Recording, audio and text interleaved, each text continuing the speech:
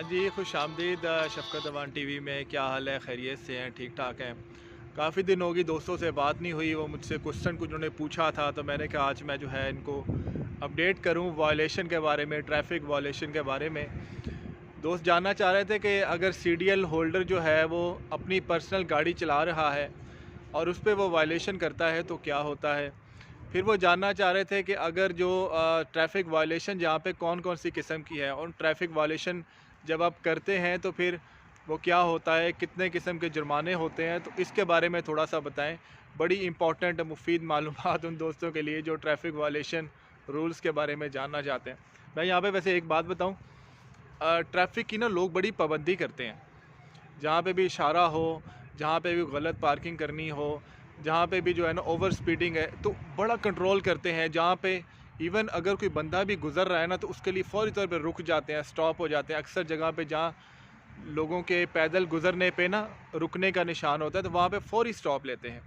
तो लगता है बड़ा कोई जो है ना बड़ा कंट्रोल है, और बड़े जो है ना लोग यहाँ पे आसमान से उतरे हुए हैं।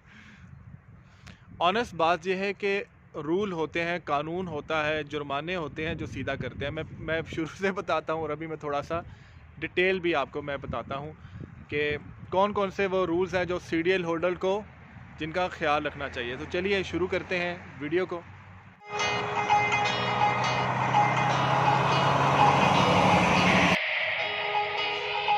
पहला तो दोस्त का क्वेश्चन था कि आप जो है अगर सीडीएल होल्डर जो है वो मूविंग वायलेशन करता है तो उस सूरत में क्या होता है।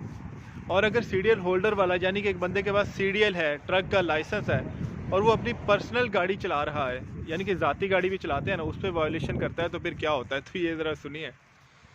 अगर एक बंदे के पास सीडीएल ट्रक ड्राइविंग का लाइसेंस है और वो अपनी ज़ाती गाड़ी चला रहा है, उस ज़ाती गाड़ी चलाने पे उसका जो है ना उसने वायलेशन की है। मैं आपको बताता हूँ कितनी वायलेशन हो तो लाइसेंस कितने दिनों के लिए सस्पेंड होता है, ये मैं आपको इसके बाद बताता हूँ। पहले मैं सीडीएल वाला का जो पर्सनल गाड़ी चला रहा है उसका बताता हूँ। अगर वो ज़ाती गाड़ी चला रहा है और उसका जो है ना लाइसेंस सस्पेंड हो गया है, यानी कि उसने ट्रैफिक की वायलेशन की और पुलिस ने कहा कि अब तुम 60 दिनों के लिए या 1 साल के लिए गाड़ी नहीं चला सकते।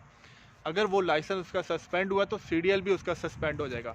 वो सीडीएल भी नहीं चला सकता अगर ज़ाती गाड़ी चलाने की वजह से उसका लाइसेंस सस्पेंड हुआ है। फिर दूसरी इंपॉर्टेंट बात सुने, अगर एक सीडीएल होल्डर का यानी सीडीएल जिसके पास ट्रक का लाइसेंस है, वो अपनी ज़ाती गाड़ी चला रहा है और उसका लाइसेंस इस वजह से सस्पेंड हुआ है कि वो ड्रग था, कोई नशा किया हुआ था, उसमें वो गाड़ी चला रहा था, रेक्टलेस ड्राइविंग कर रहा था, तो फिर उसका जो सीडीएल है वो भी एक साल के लिए वो बैन है। 1 साल के लिए कि वो कोई जो ज़ाती गाड़ी भी नहीं चला सकता, वो भी नहीं चला सकता अगर वो ड्रग की वजह से है। बिल फ़र्ज़ वो बंदा दोबारा नशे का आदी था, उसने दोबारा गाड़ी चलाई 1 साल के लिए, मज़ीद उसने जो है ना वो 1 साल के लिए उसका मज़ीद उसने जो 1 साल में दूसरी दफ़ा उसका लाइसेंस सस्पेंड हो गया, दूसरी दफ़ा अगर उसका लाइसेंस रिवोक कर लिया गया। जब इस तरह से होता है तो फिर क्या होता है, तो वो पूरी ज़िंदगी के लिए सीडीएल से बैन है। यानी कि 1 साल में, अगर 1 साल में कह लें या 3 साल में, बल्कि दूसरी दफ़ा उसका जो लाइसेंस है उसका रिवोक इस वजह से किया गया कि वो नशा कर रहा है, मतलब नशा ड्रग ली हुई थी। आपको पता है अल्कोहल भी लियो तो ये भी नशे में आता है, इसका भी चूँकि चक्कर होता है और ड्राइविंग करना इस सूरत में मना है। तो उनका फिर क्या होता है कि लाइसेंस ही वो गवर्नमेंट वो ले लेती है और वो फिर सीडीएल के लिए बिल्कुल भी नाअहल हो जाते हैं, वो ट्रक नहीं चला सकते। तो ये उसकी ज़ाती गाड़ी रखने पे वायलेशन है। अब मैं आपको थोड़ा सा वायलेशन का बताता हूँ, यहाँ पे ट्रैफिक की वायलेशंस कौन कौन सी हैं। मूविंग वायलेशन, अगर आप 3 सालों में ज़ाती गाड़ी रखी हुई है या आप जो है ना ये ट्रक चला रहे हैं, मूविंग वायलेशन दोनों की जो है ना वो अफेक्ट करती है आपकी ड्राइविंग पे। अगर आपका 3 सालों में 2 मूविंग वायलेशन की है, मूविंग वायलेशन मैं आपको बताता हूँ, आपने कोई इशारा तोड़ दिया जहाँ पे गाड़ी नहीं खड़ी करनी थी, वो जहाँ आप समझ लें ट्रैफिक के जितने कानून हैं उनकी खिलाफवर्जी करना मूविंग वायलेशन में आते हैं। मतलब आप अगर ओवर स्पीडिंग कर रहे हैं, आपने कोई स्कूल बस खड़ी थी, आपने उसका इशारा तोड़ दिया, ये सब मूविंग वायलेशन में आती है। यानी कि जब आप रोड पे हैं उसकी जो वायलेशन सारी मूविंग वायलेशन में ही आती है। इशारा तोड़ दिया आपने, कोई ओवर स्पीडिंग कर दी, तो ये तमाम उसी वायलेशंस में आती हैं।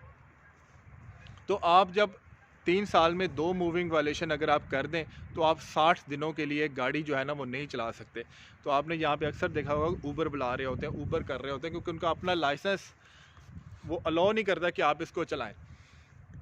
अगर 3 सालों में आपने 3 मूविंग वायलेशन कर दी, 3 सालों में 3 मूविंग वायलेशन कर दी, तो उस सूरत में क्या होता है, आप 120 दिन के लिए आप जो है गाड़ी नहीं चला सकते, आपका लाइसेंस सस्पेंड है। और अगर आपका लाइसेंस सस्पेंड है तो सीडीएल भी आपका सस्पेंड होता है। तो इन चीज़ों का ख्याल रखना बड़ा ज़रूरी होता है मूविंग वायलेशंस में कि आपको।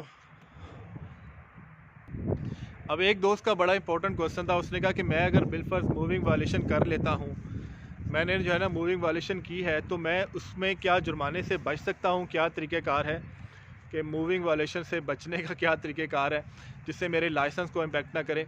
तो क्या होता है, जब कोई आपको जुर्माना या इस तरह से कोई आते हैं ना टिकट किसी भी चीज़ की, उसके नीचे होता है कि आप ना कोर्ट में जाएं, कोर्ट में जाके अपील करें। अगर आप कहते हैं कि मेरा ये जुर्माना गलत हुआ तो फिर ही कोर्ट में जाते हैं। अगर आप गलत है, आपने सिग्नल तोड़ा, आपने कोई इशारा तोड़ दिया, आपने ओवर स्पीडिंग कर दी, आपने बस क्रॉस कर दी, ये तमाम मूविंग वायलेशन में आते हैं। तो उस सूरत में क्या होता है कि आप गलती पे हैं। तो आप जब जाते हैं कोर्ट में जाते हैं तो कोर्ट पे आप फिर केस बाकायदा लड़ते हैं, आप उनको बताते हैं क्या चीज़, आपने प्रूव करना होता है कि आप दुरुस्त हैं, वो गलत है। इन केस अगर आप वहाँ पे भी गलत साबित होते हैं तो क्या होता है, कोर्ट की फ़ीस भी देते हैं, बल्कि वो जुर्माना भी देते हैं जितना होता है। मैंने यहाँ पे अक्सर देखा है, मेरे जहन में भी लोग मुझे बताते हैं कि अगर आपको कोई इस तरह से जुर्माना हो जाए ना तो आप कोर्ट में चले जाएँ। तो मैंने भी सोचा, मैंने कि पिछले बारी जुर्माना करवाया मैंने भी, तो मैं शेयर करता हूँ, तो मैं कोर्ट में चला जाऊँ। लेकिन फिर मैंने जब स्टोरियाँ यहाँ पे देखी है ना कि जो रूल को जो तोड़ते हैं, इशारा तोड़ते हैं, तो $100 अगर जुर्माना है ना तो वो 100 की बजाय उन्होंने $500 दे के आए हैं। कोर्ट की फ़ीस भी देते हैं और फिर कोर्ट का टाइम ज़ाया करने के पैसे भी देते हैं, तो ये भी देखते हैं। तो इस चीज़ का ख्याल रखना पड़ता है कि आपका केस जेन्युइन है। बिलफर्ज आप ना मोबाइल पे कोई वैसे ही कोई लगा रहे थे और उसने देखा कि आप उस पर यूट्यूब देख रहे हैं या कोई ऐसा काम कर रहे हैं जिससे आपकी ड्राइविंग इम्पेक्ट हो सकती है, तो अगर आप राइट पे हैं तो फिर आप कर सकते हैं। अदरवाइज़ मोस्टली आपने इशारा तोड़ दिया और आप कहेंगे मैं अदालत चला जाऊँ, तो वो उस सूरत में आपका केस हारने के चांसेस होते हैं। तो ये मूविंग वायलेशन के बारे से मैंने आपको मुफीद थोड़ी सी चंद एक बातें बताई। और अब थोड़ा सा वैसे काम के अलावा कोई बात कर ली जाए। अभी कुछ अरसे के बाद आएंगी वीडियोस। अभी जो है ना अमेज़ोन का दोस्त पूछ रहे थे, वो नहीं चला रहे। अमेज़ोन को मैंने छोड़ दिया है क्योंकि अमेज़ोन के साथ जो ट्रैकिंग का ज़रा ना वो मज़ा नहीं आ रहा था। अमेज़ोन इसलिए कि मैंने पिछले साल जब 2020 में था तो मैंने क्या कहते हैं वो उनसे काफ़ी ज़्यादा स्केड्यूल चेंज करवाए थे, छुट्टियां लेता रहा था। फिर वो वैसे भी कहते हैं कि आप फुल टाइम काम करें। फुल टाइम जब आप काम करें ना तो फिर घर के काम नहीं होते, फिर प्रॉब्लम होती है। तो इस वजह से जो है ना मैं फुल टाइम को ज़रा नहीं कर पा रहा। तो बाकी कोई क्वेश्चन है तो आप लिखिए, मैं उस पर फिर अपडेट कर पाऊँगा। दोस्तों ने ट्रैफिक वायलेशन का इसका पूछा था, तो मैंने कहा इस पर तो मैं वीडियो बना के इनको मैं ज़रा बता दूँ।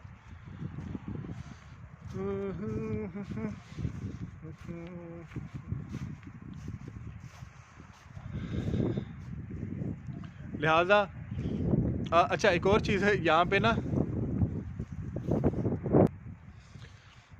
गलत जगह पार्किंग करने पे भी इसका जो है ना वो अच्छा खासा जुर्माना होता है। स्पेशली जो लोग ट्रक को विद इन सिटी चला रहे होते हैं, शहरों के अंदर चला रहे होते हैं वो एक्सपीरियंस्ड है, लेकिन फिर भी बाज़ औक़ात कोई टाइम आया होता है पता नहीं चलता, तो वह फिर उसमें जुर्माने भी हो जाते हैं। हाँ ये है कि गाड़ी चलाते वक्त हमें बड़ी थोड़ी सी एहतियात माइंड में रहना चाहिए, अपनी तरफ से ओवर स्पीडिंग नहीं करनी चाहिए, आहिस्ता चलाना चाहिए। क्योंकि यहाँ पे ना वैसे एक बात मैंने वो देखी है, हर जगह पे ना स्पीड लिखी हुई है, इतनी स्पीड होनी चाहिए। आप गाड़ी चला के देख लें, आप अपनी स्पीड उस स्पीड को जहन में ना भी रखें, तब आपको अंदाज़ा भी हो जाएगा कि यहाँ पे इन्होंने अगर 30 माइल लिखी है ना तो वो स्पीड बड़ी एक्यूरेट है, यानी कि इतनी है कि उससे थोड़ी सी भी ज़्यादा करेंगे तो आपके चांसेस है किसी को गाड़ी को हिट कर दें या नुकसान कर दें। तो वो ये चीज़ मुझे काफ़ी ज़बरदस्त लगी कि हर गली में हर चौराहे पे जितनी स्पीड होनी चाहिए उतनी लिखी हुई है और वाकई ही उतनी होनी चाहिए। That is a good control. See you in the next video. इजाज़त दीजिए, चैनल को सब्सक्राइब कर लीजिए।